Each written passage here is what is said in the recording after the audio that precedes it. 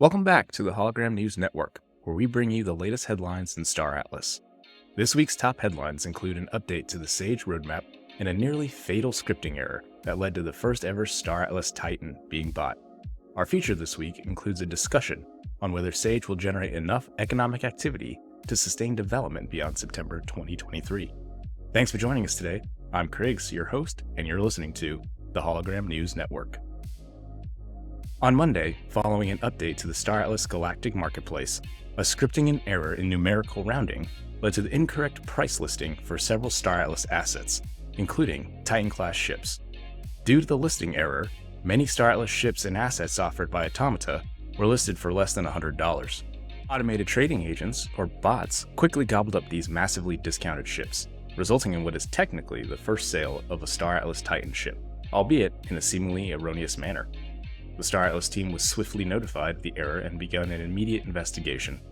The Star Atlas Marketplace team took swift action by essentially locking out the items sold in error and replacing them on the market. Star Atlas took further steps to ensure proper auditing by coordinating with Kudelski Security, Star Atlas' longtime blockchain security partner. Here's the official statement from the team.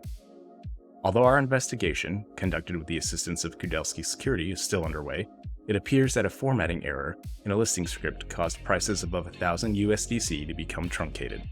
Our internal quality controls did not catch this error before deployment because it was tested on an asset priced at less than 1,000 USDC. This error is limited to the listing script for primary sales and does not affect other aspects of the Galactic Marketplace, which otherwise is functioning normally. By Monday evening, the situation had been largely resolved, and Star Atlas avoided what could have been a catastrophic watershed moment in its development. In game development news on Friday, Star Atlas released its 16th edition of the Atlas Star, the periodical that provides insight into game development and more. The release of the article is the only major public game update since the last Star Atlas Town Hall on February 3rd. The Atlas Star 16 opens by explaining that the primary focus of Star Atlas economics development is to build a balanced economy. To achieve this, the game loops will drive players to, quote, create appropriate infrastructure, deploy time, capital, and labor investments, while also having proper storage, security, and operational management, end quote. On building infrastructure, the article explains that mining claim stakes can be attacked by both players and non-player characters, the latter being a relatively new revelation. Additionally, planetary operations in the medium and inner zones of the galaxy are subject to taxation from the regional government, meaning that local player taxation policies will have an impact on other players' operational efficiency. The section on industrialization concludes with the notion that when all factors are considered, a particular industrial operation might not be profitable, thus contributing to the stability of supply and demand throughout the Star Atlas galaxy. As an almost Easter egg, the article finally mentions that crew members, presumably the ones operating said mining equipment, can be killed, attacked, affected by the environment, or fail at their tasks due to lack of skill and motivation. The article then expands upon raw resource availability by explaining two variables called richness and hardness. The higher a region's richness, the higher the likelihood of finding rarer minerals and resources. On the other hand, resource hardness is defined by the amount of time it takes to extract a particular resource. The rarer a resource, the higher its hardness, and the longer it takes to extract. Lastly, in terms of resource extraction, the Atlas Star explains a new concept related to crew member skill proficiency. It's been known for some time that crew members will eventually have a progression system and will be able to level up their skills. However, this is the first time that a clear example has been given, specifically related to mining, on how crew skills might be implemented. As a fledgling miner, a crewman might be limited in the types of resources they can extract.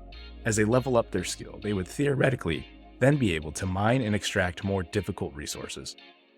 You can find the full article describing the Sage gameplay updates in our show notes or on the Star Atlas Medium. And that rounds out our headlines for this week. Stay tuned. After the break, we cover a recent announcement by Michael Wagner and whether the revenue models for Star Atlas in 2023 have changed. Gain exclusive insight into community sentiment with Hologram News Network, your go-to source for all things Star Atlas. Get updated on gameplay developments, join guilds around the world, or speak up when it counts. The Hologram News Network is a premier source of Star Atlas news. Find the latest gameplay updates, guilds, and community right here. You can find the Hologram News Network on Twitter, YouTube, Instagram, Spotify, and Apple Podcasts. Subscribe today to make sure you never miss a beat on any Star Atlas news. HNN is here to help shine a light on every play style. Welcome back. For our main discussion this week, we dive into a short announcement made by Michael Wagner in the Star Atlas Foundation room. For much of 2022 and early 2023, it was understood by the community that the broad overarching strategy for Star Atlas was to launch Sage and generate enough economic gameplay to sustain development past September 2023. In light of the FTX events of last year, this seemed to be a prudent way ahead to achieve development goals without the need for outside investment. In answering a funding strategy and organic sustainment question from Signal, who many of you know and is a frequent contributor to our show, Wagner made the following response. While I'm certainly looking forward to revenue generation, I have zero expectations that product releases in this environment are going to drive revenue anywhere remotely close to what we've seen historically. So whether we launch now, 3 months, or 6 months will make little difference. We are heavily discounting revenue projections in all our financial calculations. This year is about demonstrating quality of the product, but largely about building momentum in user growth and retention. The release schedule should cater to that, and we're anticipating a relatively steady stream of content coming out following the scavenger hunt for the duration of the year. I do believe in substantial revenue potential in the years to follow, and building a strong user base over the course of this year will help that thesis materialize." End quote. Many users took an optimistic view to mean that an outside venture capital firm deal had already been secured, and that runway was no longer a concern, shifting the development team's focus to over several years as opposed to several months. However, others were quick to point out that if a venture capital deal had indeed been secured, where was the formal announcement? While the terms of any venture capital agreement could very well be confidential, the public security in knowing a deal had been made would seem like the correct public relations play for Automata. Others reacted to Wagner's comments a little more negatively. Others reacted to Wagner's comments a little more pessimistically, keying in on the specific lines, demonstrating quality of product, but largely about building momentum in user growth and retention. Some interpreted this to mean that a venture capital deal was the only way to save the project, and that a deal had not, in fact, been reached. Speculating for a moment, in the current economic environment, there are likely several venture capital firms interested in the project. However, these organizations likely would want to see a more finished product before making a significant investment. So where does that leave Star Atlas in 2023? It's probable that a full economically sustainable Sage module isn't fully launched until the end of 2023 or even 2024. There will be 3 to 4 minor module iterations throughout the year, with minor gameplay features added each time. Unreal Engine 5 development will continue at pace to add features like racing and arena PvP throughout the year.